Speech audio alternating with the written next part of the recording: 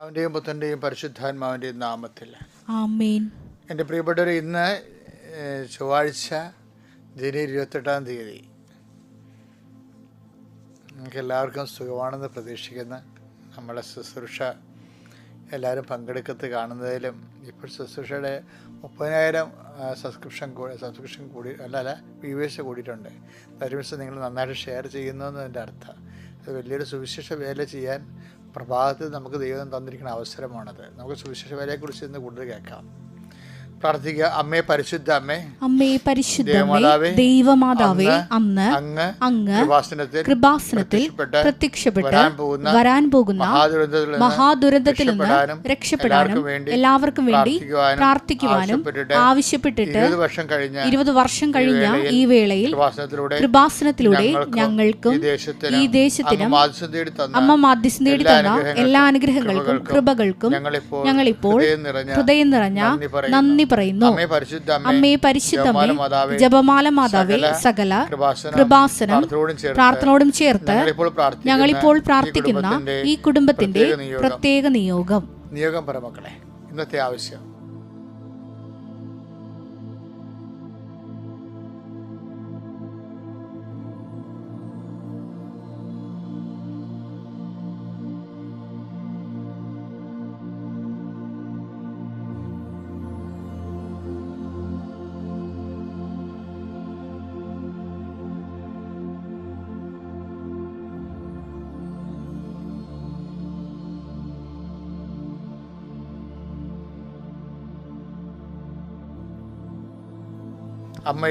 അമ്മയുടെ പ്രത്യക്ഷീകരണത്തിന്റെ ഈ ദ്വാദശക വേളയിൽ ഞങ്ങൾക്ക് സാധിച്ചു തരുവാൻ കനിയണമേ. ആമേൻ. വിശ്വാസ പ്രമാണം. സർവശക്തനായ പിതാവും ആകാശത്തിന്റെയും ഭൂമിയുടെയും സൃഷ്ടാവുമായ ദൈവത്തിൽ ഞാൻ വിശ്വസിക്കുന്നു. അവിടുത്തെ ഏകപുത്രനും ഞങ്ങളുടെ കർത്താവുമായ ഈശോമിശിഹായിലും ഞാൻ വിശ്വസിക്കുന്നു. ഈ പുത്രൻ പരിശുദ്ധാത്മാവിനാൽ ഗർഭസ്ഥനായി കന്യകാമറിയത്തിൽ നിന്ന് പിറന്ന് പൊന്തിയോസ് പീലാത്തോസിന്റെ കാലത്ത് പീഡകൾ സഹിച്ച് കുരിശിൽ തറയ്ക്കപ്പെട്ട് മരിച്ച് അടക്കപ്പെട്ട് പാതാളങ്ങളിൽ ഇറങ്ങി മരിച്ചവരുടെ ഇടയിൽ നിന്ന് 3-ാം നാൾ ഉയർത്ത് സ്വർഗത്തിലേക്ക് എഴുന്നള്ളി സർവശക്തിയുള്ള പിതാവായ ദൈവത്തിന്റെ വലതുഭാഗത്തിരിക്കുന്നു. അവിടെ നിന്ന് ജീവിക്കുന്നവരെയും മരിച്ചവരെയും വിധിക്കുവാൻ വരുമെന്നും ഞാൻ വിശ്വസിക്കുന്നു. പരിശുദ്ധാത്മാവിലും ഞാൻ വിശ്വസിക്കുന്നു. വിശുദ്ധ കത്തോലിക്കാ സഭയിലും പുണ്യവാന്മാരുടെ ഐക്യത്തിലും പാപങ്ങളുടെ മോചനത്തിലും ശരീരത്തിന്റെ ഉയർപ്പിലും നിത്യമായ ജീവിതത്തിലും ഞാൻ വിശ്വസിക്കുന്നു. ആമേൻ. സ്വർഗ്ഗസ്ഥനായ ഞങ്ങളുടെ പിതാവേ, അങ്ങയുടെ നാമം പൂജിതമാകണമേ. അങ്ങയുടെ രാജ്യം വരണമേ. അങ്ങയുടെ തിരുമനസ് സ്വർഗത്തിലെ പോലെ ഭൂമിയിലും ആകണമേ. അന്നു വേണ്ടുന്ന ആഹാരം ഇന്ന് ഞങ്ങൾക്ക് തരണമേ. ഞങ്ങളോട് തെറ്റ് ചെയ്യുന്നവരോട് ഞങ്ങൾ ക്ഷമിക്കുന്നത് പോലെ ഞങ്ങളുടെ തെറ്റുകൾ ഞങ്ങളോടും ക്ഷമിക്കണമേ. ഞങ്ങളെ പ്രലോഭനത്തിൽ ഉൾപ്പെടുത്തരുതേ, തിന്മയിൽ ഞങ്ങൾ രക്ഷിക്കണമേ. ആമേൻ. നന്മ നിറഞ്ഞ മറിയമേ, സ്വസ്തി. കർത്താവ് അങ്ങയുടെ കൂടെ സ്ത്രീകളിൽ അങ്ങ് അനുഗ്രഹിക്കപ്പെട്ടവളാകുന്നു. അങ്ങയുടെ ഉദരത്തിൻ ഫലമായി ഈശോ അനുഗ്രഹിക്കപ്പെട്ടവനാകുന്നു.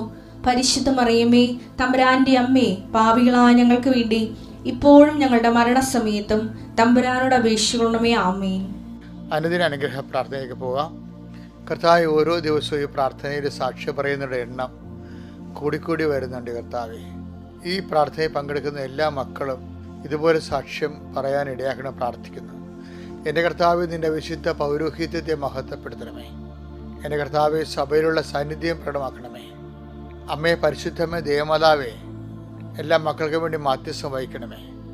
എൻ്റെ കർത്താവിൻ്റെ ഉന്നതമായ നാമത്തിൽ സഭയുടെ അധികാരത്തിൽ കുരിശിൻ്റെ അടയാളത്തിൽ ദൈവശക്തിയാൽ ഞാൻ മക്കളെ ഈശോനാമത്തെ ആസ്വദിക്കുന്നു. നിങ്ങളുടെ ജീവിതത്തിൻ്റെ ഓരോ കണ്ടങ്ങളും ഇന്നത്തെ ജീവിതത്തിൽ നിന്ന് ജനുവരി 28 ചൊവ്വാഴ്ച ഇന്നത്തെ ദിവസം നിങ്ങളുടെ സഞ്ചാരങ്ങളെ ഈശോയ്ക്ക് സമർപ്പിക്കുന്നു. നിങ്ങളുടെ ശ്വാസനിശ്വാസങ്ങളെപ്പോലെ സമർപ്പിക്കുന്നു. കർത്താവ് എല്ലാ മക്കൾക്കും നല്ല അനുഭവങ്ങൾ നൽകി നല്ല ദൈവസേവനം നൽകി അനുഗ്രഹിക്കാൻ പ്രാർത്ഥിക്കുന്നു. കാലാവസ്ഥ വ്യതിയാനം പോലെ തന്നെ ക്ലൈമറ്റ് ചേഞ്ച് സംഭവിക്കുന്നത് ഞങ്ങളുടെ ജീവിതത്തിൽ സംഭവിക്കും. ഓരോ പ്രാവശ്യം കർത്താവിന് വചനം പറയുന്ന കാലങ്ങൾ മാറി വരുമ്പോൾ നടപടി പുസ്തകത്തിന് 18:25 നീ സംസാരിക്കുന്നു, 17:25 നീ സംസാരിക്കുന്നു. കാലങ്ങൾ മാറി വരുമ്പോൾ കാലങ്ങൾ മാറിയെന്ന് വരുന്നതനുസരിച്ച് കൊണ്ട് ദൈവാനുഭവത്തിൻ്റെ പുതിയ അനുഭവ തലങ്ങളിലേക്കും മികച്ച സ്ഥലങ്ങളിലേക്കും ഞങ്ങളെ നീ കൈപിടിച്ച് നടത്തുന്നത് നിൻ്റെ ദൈവസംഘത്തിൻ്റെ പരിലാളനയായിട്ട് ഞങ്ങളുടെ സഹന സാഹചര്യങ്ങളെ വിവേചിച്ച് മനസ്സിലാക്കാൻ ആവശ്യമായ പരിശുദ്ധ അമ്മ സൂക്ഷിച്ചിരുന്ന അതേ ഹൃദയ മൗനങ്ങൾ ഞങ്ങൾക്ക് ആസ്തിയായിട്ട് വരണമെന്ന് പ്രാർത്ഥിക്കുന്നു. ദൈവത്തിൻ്റെ കരുണ ഞങ്ങളേക്ക് ആവശ്യിക്കണം കർത്താവ്. രോഗികളെ ഇപ്പോഴും ഈ പ്രാർത്ഥന കൊണ്ട് സൗഖ്യപ്പെടണം. രോഗികൾ ഈ പ്രാർത്ഥന കൊണ്ട് സൗഖ്യപ്പെടണം. കർത്താവ്, ജീവിത പ്രശ്നങ്ങളിലും പരാരാബ്ധങ്ങളിലും ഈ ജീവിതത്തിൻ്റെ തടസ്സങ്ങൾ നേരിടുന്നവിടെ ഈ പ്രാർത്ഥനയുടെ ശക്തിയാൽ തടസ്സങ്ങൾ വിട്ടുമാറിക്കൊണ്ട് കൈകാലുകളെ ചങ്ങലകൾ ബന്ധിക്കപ്പെട്ടിരിക്കുന്ന എല്ലാം ചങ്ങലകൾ അഴിഞ്ഞു വീഴുകൊണ്ട് നിങ്ങളെ സ്വതന്ത്രമാകണം. കർത്താവിനെ അറിയുന്നതനുസരിച്ച് സത്യം നിങ്ങൾ അറിയുകയും സത്യങ്ങളെ സ്വതന്ത്രമാക്കുകയും ചെയ്യുമെന്ന് പറഞ്ഞ വചനത്തിൻ്റെ അകമ്പടിയോടെ പ്രാർത്ഥിക്കുന്ന കർത്താവെ, ഇപ്പോഴും പ്രാർത്ഥിക്കുന്ന മക്കൾ ക്രിസ്തുവിനെ അറിഞ്ഞ് ജീവിതത്തിൻ്റെ പ്രശ്നങ്ങളിൽ നിന്ന് സ്വതന്ത്രരായി കർത്താവ് സുവിശേഷ മുന്നേറ്റം നടത്താൻ അവരുടെ മക്കളെ ആശീർവദികൾ പ്രാർത്ഥിക്കുന്നു. കുടുംബകലഹമുള്ളവരെ, കുടുംബത്തിൽ കേസിലിരിക്കുന്നവരെ, പറമ്പ് വിറ്റുമാറാത്തവരെ, അതുപോലെ സാമ്പത്തിക ബാധ്യതയുള്ളവരെ, കുഞ്ഞുങ്ങളുടെയും കുട്ടികളുടെയും പ്രശ്നങ്ങൾ അനുഭവിക്കുന്നവരെ, ഇങ്ങനെ എല്ലാ തരത്തിലും വേദന അനുഭവിക്കുന്ന കടകമ്പോളങ്ങളിലും വ്യാപാര വ്യവസായങ്ങളിലും ജീവിതയാത്രകളിലും ഏതിനെക്കുറിച്ചാണോ ആരെക്കുറിച്ചാണോ ഭയമുള്ളത്, ആ ഭയങ്ങളെല്ലാം യേശുക്രിസ്തുവിനെ പരിശുദ്ധ ഈ നിമിഷം വിട്ടുമാറട്ടെ എന്ന് കൽപ്പിക്കുന്നു. ദൈവത്തിൻ്റെ നാമത്തിൽ കൽപ്പിക്കുന്നു, കുരിശിൻ്റെ അടയാളത്തിൽ കൽപ്പിക്കുന്നു, യേശുവിൻ്റെ നാമത്തിൽ കൽപ്പിക്കുന്നു. ദൈവികമായ ശക്തികൾക്ക് ആവശ്യിക്കട്ടെ. നിങ്ങളുടെ മനസ്സ് ഇപ്പോൾ ശക്തിപ്പെടട്ടെ. നിങ്ങൾ രാത്രി കിടന്നുറങ്ങിയതും ഇന്നലത്തെ ദിവസങ്ങളിലെ ദുഃഖാനുഭവങ്ങളെ അപ്പോൾ ഒരു മൂടൽ മഞ്ഞ് പോലെ നിങ്ങളുടെ ഹൃദയം പൊതിഞ്ഞിട്ടുണ്ടെങ്കിൽ കർത്താവിൻ്റെ ആത്മാവ് കൊടുങ്കാറ്റ് നിങ്ങളിലേക്ക് അടിക്കുകയും മേഘങ്ങൾ തുരത്തപ്പെടുകയും ചെയ്യുന്ന, നിങ്ങൾ സ്വതന്ത്രമാകുകയും ചെയ്യുന്ന സ്വതന്ത്ര ആത്മാവിൻ്റെ സ്വാതന്ത്ര്യം നിങ്ങൾ അനുഭവിക്കുവാനും കൃപയുടെ ശക്തി നിങ്ങൾ അനുഭവിക്കാൻ ഇടയാക്കണമേ. ഒന്നിനെയും ഭയപ്പെടാത്ത, ആരെയും കൂസാത്ത ഒരു ആത്മധൈര്യത്തിൻ്റെ മുന്നേറ്റം സുവിശേഷത്തിൻ്റെ സാക്ഷ്യമായി നിങ്ങളുടെ ജീവിതത്തിന് അവകാശം ഓഹരിയാകാൻ വേണ്ടി അമ്മ മാതാവിൻ്റെ മധ്യസ്ഥയിൽ പ്രാർത്ഥിക്കുന്നു. എൻ്റെ കർത്താവിന് ഉചിതമായ നാമത്തിൽ സഭയുടെ അധികാരത്തെ കുരിശിൻ്റെ അടയാളത്തിൽ നീ ധന്യമാകട്ടെ, നീ അനുഗ്രഹിക്കപ്പെടട്ടെ, നീ സൗഖ്യപ്പെടട്ടെ, നീ സ്നേഹതന്ദിർഭരമായ സുവിശേഷ സാക്ഷിയായി മാറട്ടെ. എൻ്റെ പ്രിയപ്പെട്ടവരെ, നമ്മളിന്ന് വായിക്കാൻ പോകുന്ന സുവിശേഷ ഭാഗം നമുക്കറിയാം. വിശ്വാസത്തിന് പല നിലവാരങ്ങളുണ്ട്. ഇന്നത്തെ അനുദിന പ്രാർത്ഥന നിങ്ങൾ കേട്ടായിരുന്നു. ഓരോ ഘട്ടമായിട്ട് നമുക്ക് ഓരോ ദിവസവും തരുന്നത് വിശ്വാസ വളർച്ചയുടെ ഭാഗമായിട്ടാണ് ദൈവം തരുന്നത്. ആദ്യം ചിലരെ ശ്രദ്ധിച്ചില്ലെങ്കിൽ വിശ്വാസത്തിൻ്റെ പ്രാഥമിക പാഠങ്ങൾ തന്നെയായിരിക്കും അവർ മരണം വരെ ജീവിക്കുന്നത്. ചില ആൾക്കാർ 4ാം ക്ലാസ്സൊക്കെ പഠിച്ചിട്ട് ഒരു 4ാം ക്ലാസ് തൊട്ട് മരിച്ചു പോകത്തില്ലേ. 10-75-92 വയസ്സാകുമ്പോഴും പഴയ 4ാം ക്ലാസ് മരിച്ചു പോകും. അതുപോലെ തന്നെ വിശ്വാസത്തിലും ചില നമസ്കാരങ്ങളും ചില വിശ്വാസങ്ങളൊക്കെ ആയിട്ട് അങ്ങനെ ജീവിച്ച് പ്രാർത്ഥനയാണ് ഏറ്റവും വലുതെന്നൊക്കെ പറഞ്ഞ് ജീവിച്ച് ഒരു സഹോദരനെപ്പോലും സ്നേഹിക്കാതെ ആർക്കും സുവിശേഷം കൈമാറാതെ മരിച്ചു പോയ ആൾക്കാരെ കണ്ടിട്ടില്ലേ? ഞാൻ ഈ ദിവസങ്ങളിൽ 90-ലേറെ വയസ്സുള്ള ഒരാളെ കണ്ടു മരണത്തിന് പോയായിരുന്നു. അപ്പോൾ ഞാൻ ആ മരിപ്പ് കഴിഞ്ഞപ്പോൾ എൻ്റെ മനസ്സിൽ 90 വയസ്സ് കഴിഞ്ഞിട്ട് ജീവിച്ചിട്ട് ഈ മനുഷ്യൻ എന്ത് പ്രയോജനം? കുടുംബക്കാർക്ക് കുറച്ച്, അവരുടെ സ്വന്തം കുടുംബത്തിലുള്ളവർക്ക് എന്തൊക്കെ പ്രയോജനം ഉണ്ടായിരുന്നല്ലാതെ ആ ഒരു നൂറ്റാണ്ട് നശിച്ചു പോയി. സുവിശേഷം കൈമാറാതെ നശിച്ച്, സഹോദരങ്ങൾക്ക് കാരുണ്യ പ്രവർത്തികൾ ചെയ്യാതെ നശിച്ച്, വിശ്വാസം കൈമാറാതെയും കാരുണ്യപ്പെടുത്താതെയും കർത്താവിൻ്റെ തിരുസന്നിധിയിൽ ചെന്നിട്ട് ഞാൻ എൻ്റെ കുടുംബത്തിലെ കാര്യങ്ങൾ നോക്കിയെന്ന് പറഞ്ഞിട്ട് എന്ത് പ്രയോജനം? ബാക്കിയുള്ളവരെന്തേ? ഈ തൊഴുത്തിൽപ്പെടാത്ത ആടുകളും എനിക്കുണ്ടെന്ന് കർത്താവ് പറയുമ്പോൾ ആ ആദ്യമല്ലേ നമുക്കുണ്ടാവേണ്ടത്. നമ്മുടെ കുടുംബത്തിൽ പെടാത്തത് ആളുകളെയും കർത്താവിനെ അറിയിക്കാൻ നമ്മൾ ബാധ്യസ്ഥരല്ലേ? സുവിശേഷം ജീവിക്കാൻ വേണ്ട ബാധ്യസ്ഥരല്ലേ? അതുകൊണ്ട് വിശ്വാസത്തിൻ്റെ പ്രഥമപാഠം പിന്നിടാൻ പറ്റുന്നൊരു വചനമാണ് വായിക്കുന്നത്. റോമ 10:17. ആകയാൽ വിശ്വാസം കേൾവിയിൽ നിന്നും കേൾവി ക്രിസ്തുവിനെ കുറിച്ചുള്ള പ്രസംഗത്തിൽ നിന്നുമാണ്. എന്റെ ചുരുക്കുന്ന വിശ്വാസം എവിടുന്നാ പറയണത്? കേൾവിയിൽ നിന്ന്. കേൾവി എന്ന് പറഞ്ഞാൽ എന്താണ്? ഒരു ഓഡിയോ സെൻസേഷനാണ് അല്ലേ കേൾവി. ഇപ്പം നമുക്ക് അറിവ് കിട്ടണത് എങ്ങനെയാണ്? പഞ്ചേന്ദ്രിയങ്ങളിൽ നിന്നാണ്. പഞ്ചേന്ദ്രിയം എന്തുമാത്രമുണ്ട്? കണ്ണുണ്ട്, കാതുണ്ട്, മൂക്കുണ്ട്, ത്വക്കുണ്ട് അല്ലേ? ഇതെല്ലാം പഞ്ചേന്ദ്രിയങ്ങളാണ്. അപ്പോൾ വിശ്വാസം നമുക്ക് ലഭിക്കണ കേൾവിയിൽ നിന്നാണ്. എന്ന് വെച്ചാൽ എൻ്റെ അർത്ഥം എന്നറിയാവോ? ഈ കേൾവിക്കാരെ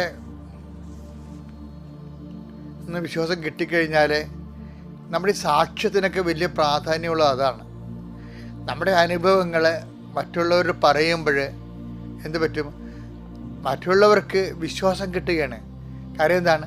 വിശ്വാസം കേൾവിയിൽ നിന്നാണ് കിട്ടുന്നത്. അപ്പോൾ ഇന്ന് വരെ നിനക്കൊരു ദൈവാനുഭവം ഉണ്ടായിട്ടില്ല, ഉണ്ടായ അനുഭവങ്ങൾ നീ മറ്റുള്ളവരോട് പറഞ്ഞിട്ടില്ല എന്നുണ്ടെങ്കിൽ നീ സാക്ഷിയല്ല. നീ ഭൂമിയുടെ അതിർത്തികൾ വരെ സാക്ഷിയാകാനാണ് കർത്താവ് പറഞ്ഞത്. ഈ അനുഭവങ്ങൾ ഇങ്ങനെ ഭൂമിയുടെ അതിർത്തികളെന്ന് പറയുന്നത് നമ്മൾ നടന്നെത്തുന്ന സ്ഥലം, എവിടെ വെച്ച് നമ്മൾ മരിക്കുന്നു, അതാണ് നമ്മുടെ ഭൂമിയുടെ അതിർത്തി എന്ന് ഞാൻ നേരത്തെ പറഞ്ഞിട്ടുണ്ട്. അപ്പോൾ മരണത്തിൽ ജീവിത അന്ത്യം വരെ നമ്മൾ സാക്ഷികളാകും. ഈശോ പറഞ്ഞൊരു വാക്ക് കേട്ടെ, ഒന്ന് വായിച്ചേ.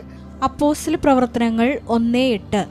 എന്നാൽ പരിശുദ്ധാത്മാവ് നിങ്ങളുടെ മേൽ വന്നു കഴിയുമ്പോൾ നിങ്ങൾ ശക്തി പ്രാപിക്കും. ജെറുസലേമിലും യൂദയ മുഴുവനിലും സമരിയായിലും ഭൂമിയുടെ അതിർത്തികൾ വരെയും നിങ്ങൾ എനിക്ക് സാക്ഷികളായിരിക്കുകയും ചെയ്യും. അപ്പൊ നമ്മുടെ ജീവിതത്തിന്റെ അന്ത്യം വരെ ദൈവം നമ്മളിൽ നിന്ന് പ്രതീക്ഷിക്കുന്നത് സാക്ഷ്യമാണ്. അത് നമ്മുടെ അനുഭവങ്ങൾ, ദൈവാനുഭവങ്ങൾ മറ്റുള്ളവരോട് പങ്കുവെക്കണം. ചില കണ്ടിട്ടില്ലേ, ബസ്സിലിരിക്കുമ്പോഴും കഴിഞ്ഞ ദിവസങ്ങളിലൊക്കെ ഉടമ്പടിയുടെ സാക്ഷ്യം പറഞ്ഞത്, ഞാൻ ബസ്സിൽ കയറുമ്പോൾ എൻ്റെ അടുത്തിരിക്കണ കാണുമ്പോൾ എനിക്ക് ഭയങ്കര സന്തോഷം തോന്നും. എന്താ കാര്യം? എനിക്ക് ഈശോനെക്കുറിച്ച് അവരോട് പറയാൻ പറ്റുമല്ലോ എന്ന്. അപ്പം അങ്ങനെയാണ് മനുഷ്യർക്ക് ഇപ്പം ജീവിക്കണത്. അപ്പം ഇതൊന്നുമില്ലാതെ, ഒരു വിശ്വാസ കൈമാറ്റവും ഇല്ലാതെ, ഒരു കാരുണ്യ പ്രവർത്തികളൊന്നും ഇല്ലാതെ, സാക്ഷ്യജീവിതം ഇല്ലാതെ നമ്മൾ 100 കൊല്ലം ഇവിടെ ജീവിച്ചിട്ട് എന്ത് പ്രയോജനം? അപ്പം അതുകൊണ്ട് ഇതിൻ്റെ വിഷയം എന്ന് പറയുന്നത്, ഈ സമയം ദൈവത്തിന് വേണ്ടി പ്രയോജനപ്പെടുത്താൻ നിങ്ങൾ ഇന്നൊരു തീരുമാനം എടുക്കണം. 2025 ജനുവരി മാസം തീരാൻ പോവുകയാണ്. ഇപ്പം സമയം എത്ര പെട്ടെന്നാണ് പോയത്, ഒരു മാസം പോയത് കണ്ടില്ലേ? അപ്പം സമയം നമ്മുടെ മുമ്പിലുള്ളത് സാക്ഷ്യജീവിതത്തിനായി ഉപയോഗിക്കാൻ നമുക്ക് കഴിഞ്ഞാൽ പിന്നീട് നമുക്കറിയാമല്ലോ, സാക്ഷ്യജീവിതത്തിന് വേറെയും അർത്ഥങ്ങളുണ്ട്. കാര്യം നമ്മളെ പ്രതി ഒരു നമ്മൾ തന്നെ പ്രാർത്ഥിച്ചിട്ട് ഒരു രോഗസൗഖ്യം നടത്തുകയോ ഒരു ദൈവാനുഭവം ഉണ്ടാകുകയോ ചെയ്യുന്നതിനേക്കാൾ വലുതാണ് സുവിശേഷ കൈമാറ്റം എന്ന് കർത്താവ് പറയുന്നുണ്ട്. അത്ഭുതത്തിനേക്കാൾ വലുതാണ് സുവിശേഷ കൈമാറ്റം എന്ന് പറയുന്നുണ്ട്. പക്ഷേ സുവിശേഷ കൈമാറ്റത്തിൻ്റെ വേണമെങ്കിൽ എന്ത് വേണം? അതിൻ്റെ സ്ഥിരീകരണത്തിന് അടയാളങ്ങൾ വേണം. അടയാളങ്ങളില്ലാത്ത സുവിശേഷ കൈമാറ്റം ചുമ്മാ പ്രസംഗം പോലെ ഇരിക്കും. ഈ പള്ളികളിലെ പല പ്രസംഗങ്ങൾക്കും വരുന്ന ഒരു സംഭവം, അതിന് അടയാളങ്ങളില്ലാതെ സുവിശേഷ കൈമാറ്റം മാത്രമാണ്. അതായത് അടയാളം കൊണ്ട് സ്ഥിരീകരിക്കണ്ടേ? കർത്താവ് അവരോട് സംസാരിക്കുകയും, മർക്കോസിൻ്റെ 16:20 എടുത്ത്, മർക്കോസ് 16:20. കർത്താവ് അവരോട് കൂടെ പ്രവർത്തിക്കുകയും അടയാളങ്ങൾ കൊണ്ട് വചനം സ്ഥിരീകരിക്കുകയും ചെയ്തിരുന്നു. വചനത്തിന് സ്ഥിരീകരണം വേണം, പ്രസംഗത്തിന് സ്ഥിരീകരണം വേണമെങ്കിൽ അടയാളങ്ങൾ വേണം. അല്ലെങ്കിൽ അതൊരു പ്രബന്ധം അവതരിപ്പിക്കുന്ന പോലെ ഇരിക്കും. പ്രബന്ധം അവതരിപ്പിച്ചു കഴിഞ്ഞാൽ ഒരു മനുഷ്യൻ്റെ ആത്മാക്കളെ വീണ്ടെടുക്കാൻ പറ്റത്തില്ല. അതുകൊണ്ടാണ് കൃപാസനത്തിൽ നിരന്തര സാക്ഷ്യങ്ങളും, സാക്ഷ്യത്തെ സപ്പോർട്ട് ചെയ്യുന്ന വചനങ്ങളും, വചനത്തെ സപ്പോർട്ട് ചെയ്യുന്ന സാക്ഷ്യങ്ങളും, അടയാള സഹനവും സ്ഥിരീകരണ സഹനം നിങ്ങൾക്ക് നൽകുന്നത്. എന്തിനാണ്? അത് വിശ്വാസ കൈമാറ്റത്തിനാണ്. കാര്യം വിശ്വാസ കൈമാറ്റം എന്ന് പറയുമ്പോൾ എന്താ സംഭവിക്കണമെന്ന് അറിയാമോ? വിശ്വാസികൾ നിങ്ങളെ വിട്ടുപോയതിൽ, നിങ്ങൾക്ക് അനുസരണപ്പെട്ടതിൽ നിങ്ങൾ അത്ഭുതപ്പെട്ട കാര്യമില്ല. കർത്താവ് ആത്മാവിൽ ആനന്ദിച്ചത് സ്വർഗത്തിൽ നമ്മുടെ പേരുകൾ എഴുതപ്പെട്ടിരിക്കുന്നത് കൊണ്ടും ആ ദൈവികമായ രഹസ്യം ശിശുക്കളായ ശിഷ്യന്മാർക്ക് വെളിപ്പെടുത്തുകൊണ്ടുമാണ്. അതുകൊണ്ടാണ് ലൂക്കാ 10:20 വായിച്ചേ. എന്നാൽ പിശാചുക്കൾ നിങ്ങൾക്ക് കീഴടങ്ങുന്നു എന്നതിൽ നിങ്ങൾ സന്തോഷിക്കേണ്ട. മറിച്ച് നിങ്ങളുടെ പേരുകൾ സ്വർഗത്തിൽ എഴുതപ്പെട്ടിരിക്കുന്നു എന്നതിൽ സന്തോഷിക്കുവിൻ. എന്താ കാര്യം? അത് 72 പേരെ പറഞ്ഞയച്ചത് കർത്താവിൻ്റെ സുവിശേഷ വേലയാണ് അവർ ചെയ്തത്. സുവിശേഷ വേല മാത്രമേ സ്വർഗത്തിൽ പേര് രേഖപ്പെട്ടതുള്ളൂ. അത്ഭുതങ്ങളും അടയാളങ്ങളൊക്കെ നടക്കും, ദൈവാനുഭവങ്ങൾ ഉണ്ടായാലും നമ്മളുടെ പേരുകൾ കർത്താവിൻ്റെ കൈവെള്ളയിൽ എഴുതി വെക്കുന്നത്, ഹൃദയത്തിൽ എഴുതി വെക്കുന്നത് സുവിശേഷം കൈമാറുമ്പോഴാണ്. അത് മുഖ്യമായ ഒരു ലക്ഷ്യമായിട്ട് എടുക്കാൻ ഇന്നു മുതൽ നിങ്ങൾക്ക് പ്രത്യേകമായ ദൈവം നിങ്ങൾ അനുഗ്രഹിക്കട്ടെ. പിതാവിൻ്റെയും പരിശുദ്ധാത്മാവിൻ്റെയും നാമത്തിൽ.